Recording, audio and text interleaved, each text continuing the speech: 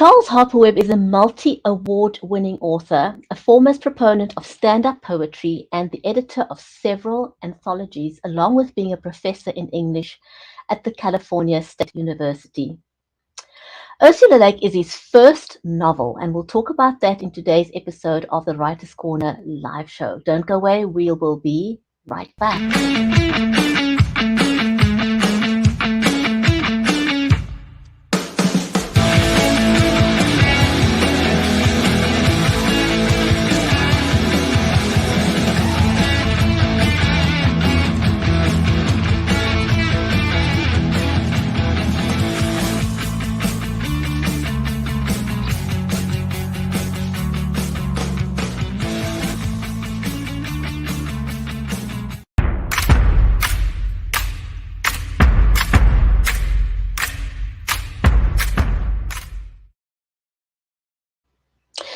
If you're just joining us, then welcome to the Writer's Corner live show. I'm your host, Bridgetti Lim Banda from Cape Town in South Africa, and in today's show, we're going to be talking to Charles Harper Webb.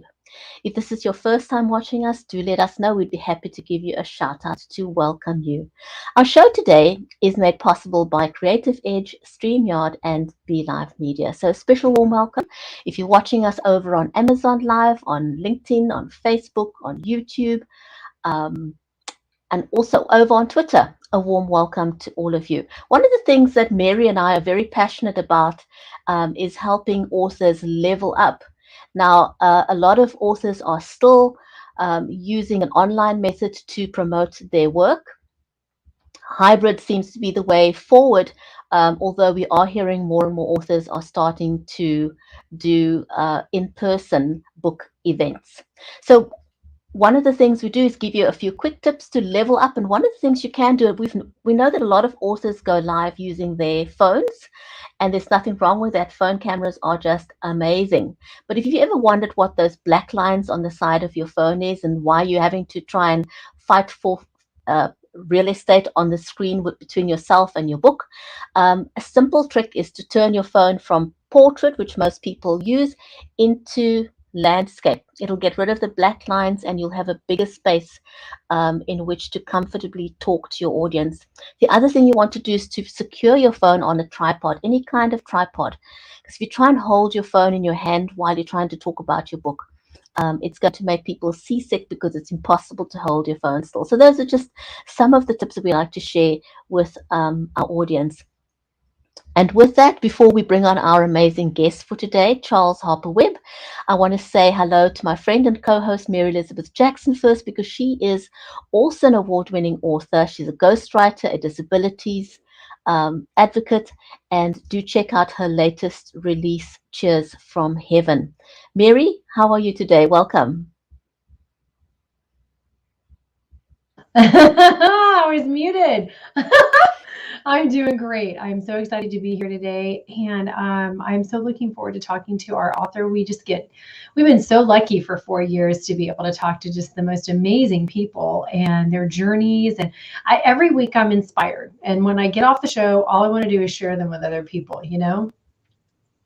I know. I keep telling people myself, it's crazy that after 4 years, I have not grown tired of meeting new authors. I'm always looking forward to hear what their story is and how they got to write. Every story is just so completely different. I just love what we do.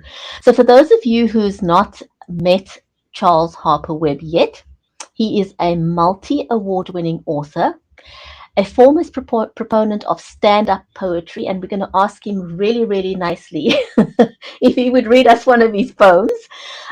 He's also the editor of several anthologies. He is a professional rock singer, guitarist, and a licensed psychotherapist and a professor of English at the California State University. So definitely he wears many, many, many hats. And this is his first novel. So let's give him a warm welcome to the show, shall we?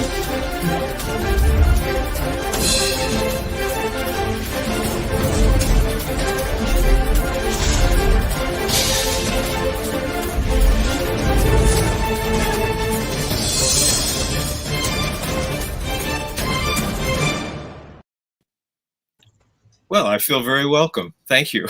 Hi. Hi, Charles. We have Welcome to the show. we have a live band. They'll be here later, you know. It's I should say, amazing. I'm not playing in rock bands now. I did that for quite a while, but I can't wear all those hats at the same time. My head's not big enough. Yeah. Well, I was going to say, creative people are, we have a lot of stuff going on. Our creativity just kind of goes here and there and all over the place, doesn't it? So, Charles, how did you get started in writing, and where did your love for poetry come from? Because that's what you're most known for. Was it a Hmm. natural thing? Is it something your parents nurtured? Yeah. How did it start for you? Well, my mother was a librarian, and I grew up around books. And my father had done a little time in Hollywood as a comedy writer. Uh, and so there was a lot of literary stuff going on in my house. And I just liked to read from a very early age. I got into poetry later. I got into poetry because a friend of mine showed me Allen Ginsberg's work when I was in high school, and I started working on that too. So I've tended to write fiction and poetry together, with breaks where I would only do one or the other. But for a lot of years I was doing nothing but poetry, really, or very little but poetry, because I just found that I loved the way that poetry allowed you to use language to its absolute utmost capacity. So that was interesting to me. I come from a verbal family, so I love dealing with language. there you go. It's very important. And, as an author, I know it's important. For me, it has been to really promote literacy and how much that, we have to get kids to understand it affects every single part of your life. And so getting them to love that early is so important. But look what it's done for you. So you're an inspiration, as well as other folks that have started young in their life with that love. Look where it's taken you. Lots of journeys, and like Bridgetti said, lots of hats that you wear. And so that's really important and special. So what is your favorite? Do you have a favorite poetry book or a poem that you've actually written? Well, I'll read one that I've written. That this one's been anthologized a few times, and since my novel is about the wilderness and there's animals in that, this is I guess you could call it an ecological poem, about how many species have gone extinct under our stewardship. It's called "The Animals Are Leaving." One by one, like guests at a late party, they shake our hands and step into the dark. Arabian ostrich, long-eared kit fox, mysterious starling. One by one, like sheep counted to close our eyes, they leap the fence and disappear into the woods. Atlas bear, passenger pigeon, North Island laughing owl, great auk, dodo, eastern wapiti, Badlands bighorn sheep. One by one, like grade school friends, they move away and fade out of our memories.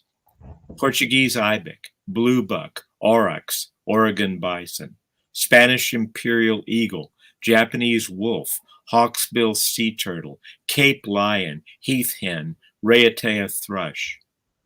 One by one, like children at a fire drill, they march outside and keep marching, though teachers cry, "Come back." Waved albatross, white-bearded spider monkey, pygmy chimpanzee, Australian night parrot, turquoise parakeet, Indian cheetah, Korean tiger, eastern harbor seal, Ceylon elephant, great Indian rhinoceros.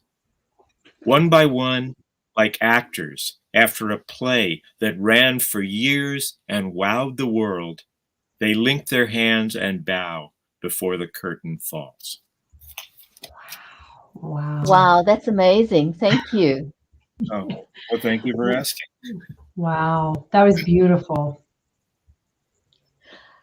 I was thinking about, what are the things that I want to ask today, and one of the questions that I came up with is, as a professor in English, are there some common writing mistakes that you see? I mean, when you read people's work, are there mistakes that you think you should avoid? I'm sorry, you broke up a little there. She said, are there mistakes as Okay, a professor in writing? Yeah, are there mistakes that you should avoid, you should tell people to avoid in writing? Well, I tend to be, when people are first starting, I tend to just have them get something down on the paper. I try not to be hypercritical. If they're writing anything, it's good to begin with, because there's a big hump a lot of people have to get over in order to begin writing at all. Once they've written for a while and they're actually serious about it, I tell them, one of the things I tell them to try to do is to actually be as true to their own psyche as possible. By that, I mean not to try to write something that they think they ought to write, but to write something that they really want to write, to write something that they would like to read if they were a reader. Because a lot of times people, they put on a writing cap, metaphorically speaking, and then they just change their whole personality and they become stilted and inauthentic, and they're not going to write anything good that way. I mean, I believe that if you're going to write well, you have to learn to tap into the parts of you which are unique, and that's where your vision will come across. I got all kinds of little, mechanical things I talk about, but that's a kind of global issue. To write out of your own psyche, authentically, and then you're halfway home. I couldn't help thinking when you, Charles, I couldn't help when you had mentioned that people need to write from their own authentic voice. I was listening to something the other day, and I thought this is fairly similar. Someone who was teaching vocals said that a lot of singers try and sing like someone else. And she said, your voice is unique. Use your own voice. Never model it after someone else's. Is that kind? And I thought that's possibly the same thing you were saying here, is write it, It is. Be true to yourself. Don't try and be another author. Yeah, I mean, no, that's absolutely right. I mean, virtually every good artist begins by modeling themselves after someone. I mean, you find somebody that you like and you want to sound like them. That's part of the learning process. But ultimately, what a person has to offer as an author is that person's sensibility, that person's psyche. Like I admire Fyodor Dostoevsky. I mean, what novelist doesn't? But anyway, I mean, we've already got one. You don't need another. Even if I could model him, even if I could copy him, he's already done it. So that's not what I have to offer. I have to offer my vision. For better or worse, that's what I have to offer. And I say, for a writer, you put that on the page, and then let the chips fall where they may. You can't predict if you're going to be Shakespeare or you're going to be a non-entity. Most authors are forgotten, the year after they die. Keats, John Keats, the poet, famously thought and said that he thought that his name was written in water, which is a great image for saying he thought, he's going to be forgotten just like that. The poor guy dies at the age of 26, and here I am 200 plus years later mentioning his name. He would be astounded. But you can't predict it. You just have to give what you can, and that's your own vision. Right. That's such an important point, because and that's 100% true about singers. We have a friend, Stuart Pierce, and he talks about talking from the heart and letting that come up and be your voice. And that's what makes somebody authentic and gives them their power. So you're saying exactly the same thing. And, you are known very well for your poetry. One of the questions we have is, how did you segue into a novel? Because that is a switch. you know, especially when you're genre hopping, that's what I call it. Yeah, You yeah. know, it's totally a different thing. So how did you like segue into, you know, writing a novel from poetry? Well, I've always been interested in narrative. When I was an undergrad, I was writing poetry and short stories at the same time. A lot of my poems have narrative elements to them, and it just seemed to me that I should give a shot to actually writing a full-on narrative.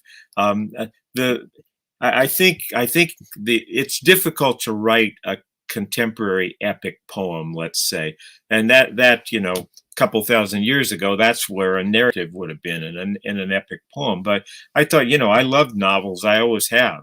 I was reading novels way before I was reading poems. And I thought, yeah, let me take a crack at this. And I thought, you know, I could tell a good story. I mean, that's something that I know I'm able to do. And so I said, let me tell a really, you know, a gripping yarn, something that's exciting and interesting and scary and, you know, and psychologically astute, and that still has room for poetic descriptions of nature, because I'm a fiend for nature. I love fishing, and I love to be out in the woods. I love that a lot. So I thought, let me put all these things together and see what I come up with. So what was the inspiration behind the novel, the story behind the novel? How did you get, you know, what was the idea with the novel? Well, the first the first title, the working title of the book was Canadian Adventure. I knew that would never be the title, but that's what I wanted to do, because I had gone on a number of fishing trips where a friend of mine and I would just drive up into British Columbia, very far north, looking for places to fish. And the country is so gorgeous and so haunting and so beautiful and so scary. I just thought, this is a place that I would like to set a novel. And actually, the events of the novel and everything come out of my sense of what it was like to be up in those very deep woods where there's nobody around and there's nobody to save you if you get in trouble, and there's no law, there's no order, there's the woods and there's the wilderness, and the wilderness has its own rules.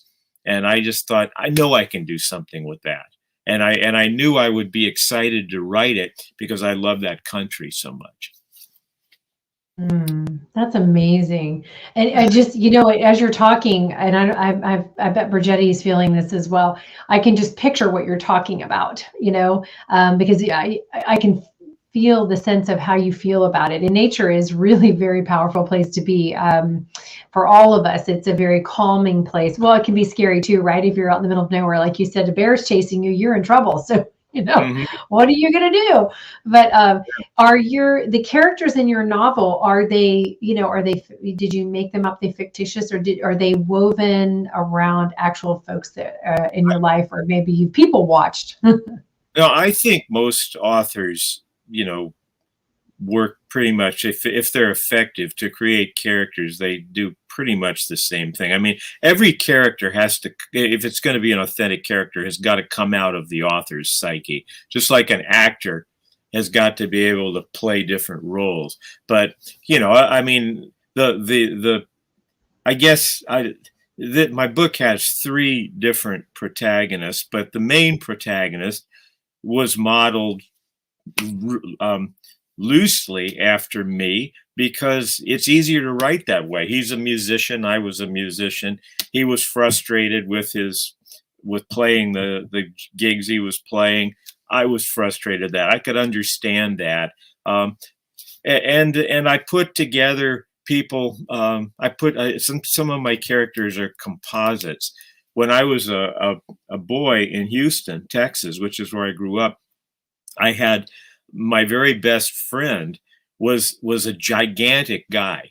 I mean, I'm not a big guy, but this guy was like 6'7", And the thing is, he was such a gentle and decent person. He wasn't gentle in a fight, but he was so good natured. I mean, he could have crushed me at any time. And it struck me, hey, I'm hanging out with this guy who's a giant. So I had that in my mind when I was thinking, okay, who's the other character? The character in other ways is nothing like this friend, but just the idea of a really, really big guy and what that means to a relationship, how males negotiate the power differential when one guy is clearly the physical superior. So that struck me as interesting, and that got into the story. And I mean, I took bits and pieces, but from a lot of people that I've known and people I've heard about and read about. But ultimately, every character is me. It has to be.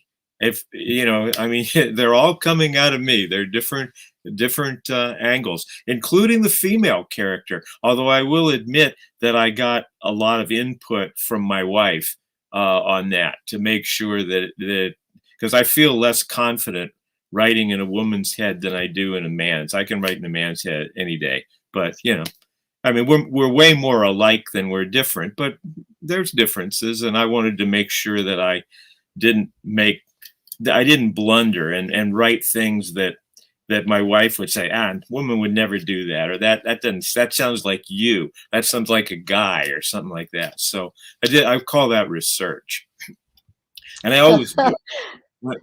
Yeah, well done. And you can't get anyone better than your wife, right? Because spouses are just brutally honest. So yeah, and she's a confirmed reader and a very intelligent woman, and so that's what I want. Well, kudos to her. I'm always curious to find out how authors came up with the cover of their book. Can you hold up your book and just tell us a bit about the cover and how you decided on the cover? This is it. Well, can you see it? I'm trying to make it. Yeah, we can. Yeah, you have a good picture of it in the intro part of your show.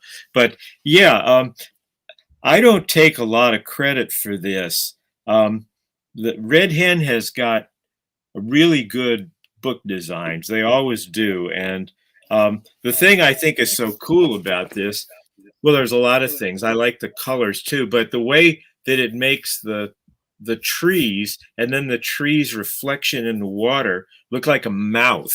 It looks scary. And they've got three people fishing. And so that's true. But I think the cover really evokes the kind of beauty and scariness that is in the book. And the only thing I really had to do with it was to say, yeah, I like that a lot. And we adjusted the colors a little bit, but all credit to Red Hen for that. That's amazing. And we talk about this a lot, don't we, Bridgetti? And as authors, we talk about this a lot, in that knowledge of your book cover is like your business card. I mean, your book is your business card too, but your cover that's a make it or break it deal for a lot of people. They may not even get past to look at your bio or the synopsis of the book or anything. Right. That cover is going to offend them, or it's going to bring them in. And thank goodness there's so much variety out there for designs. I don't think they'll be running out of them. So can you, do you have a favorite part in your book that you could read to us to let our readers know and watchers know more about the book so they'll go over and get it? Sure. As I said before we came on the air, I like to read the beginning of the book because then I don't have to explain much.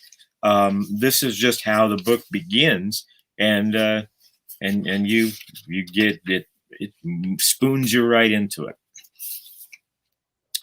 Scott Murray was an hour out of Vancouver, British Columbia, heading north on Highway 97, when he saw, ahead and to his right, a deer sprawled in a heap beside the road.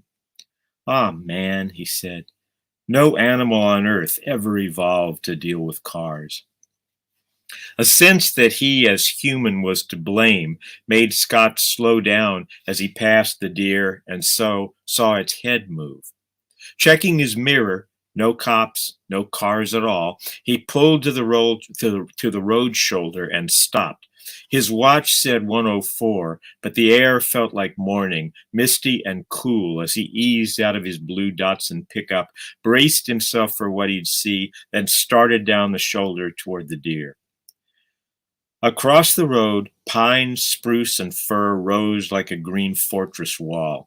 A few feet from the gravel shoulder where he walked, a canyon plunged toward a silver creek, wriggling and glittering far below. In the States, there would have been a guardrail.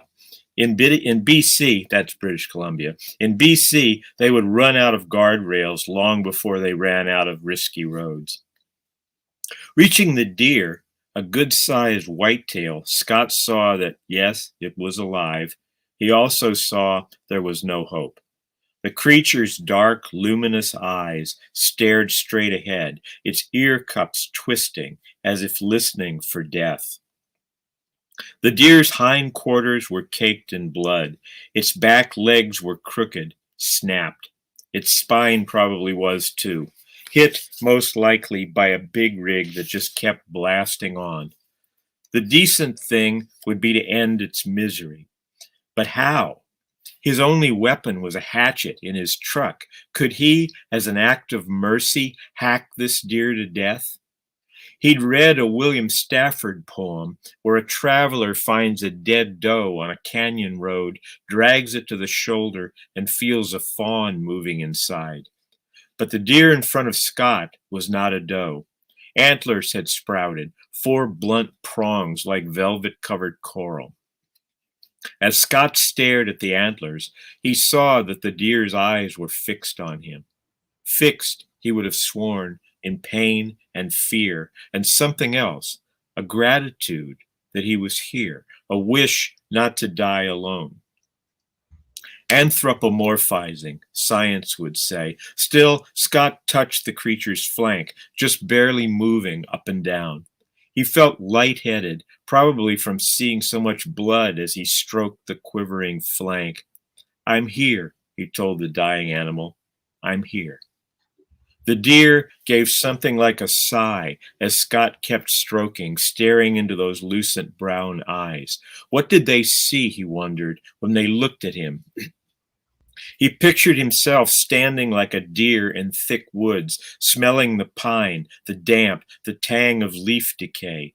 The greenery around him swayed in a slight breeze, as if it were breathing. In his mind, he began to run. Still a man, but with the grace and power of a deer, he bounded up high hills and down, following trails that squeezed under gigantic trees and through tangles of briared brush. He ran with what felt like unlimited power and a sense that the deer had called him here for something special, something grand. Was this some kind of Keatsian reverie? Whatever it was, he kept running, the thrill turning to fear. Something was chasing him, coming up behind. He neared a chasm too wide to jump, and still he ran, then launched himself into the air. At that instant, the deer gave another sigh. As if unplugged, the light left its eyes. They didn't close or turn away from Scott. They simply ceased to see.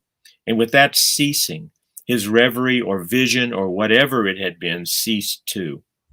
He stopped stroking and let his hand rest on the deer's rib cage. No movement up or down, stone still. Good, he told the forest. No more pain. The sight of the deer's antler buds watered his eyes. No telling how big they'd have grown, how many bucks he'd have fought, fawns he'd have sired. The antlers weren't what anyone would call a rack. Still, some driver might decide to take the head, stuff it, and mount it on a wall. That was not going to happen. No damned way. In Stafford's poem, the speaker, knowing he couldn't save the fawn, thought hard for us all, then pushed the dead doe off a cliff. Scott gripped his deer by its forelegs and, straining every muscle he developed at the gym, dragged the creature to the edge of the drop-off. It wasn't sheer, but it was steep. Given a shove, the deer might roll all the way down. Dropping to his knees, Scott placed his hands on the still warm belly, choosing spots where the coarse red-brown hair was free from blood. 3 hard shoves, and the deer was sliding, then rolling into the canyon. Scott watched it roll faster, then snag on a rock and stop halfway to the creek. Some mountain lion, coyote, or bear might find it there. Vultures and crows would feast for sure. Anything left of the carcass would rot, and bit by bit finish its journey to the creek. Wow. Wow. You're a great storyteller, Charles. Well, I'm glad you think so. Yes. Yes, you are. Thank you so, so much, Charles. It was amazing. Thank you for making the time to come and share your work with us. So much appreciated.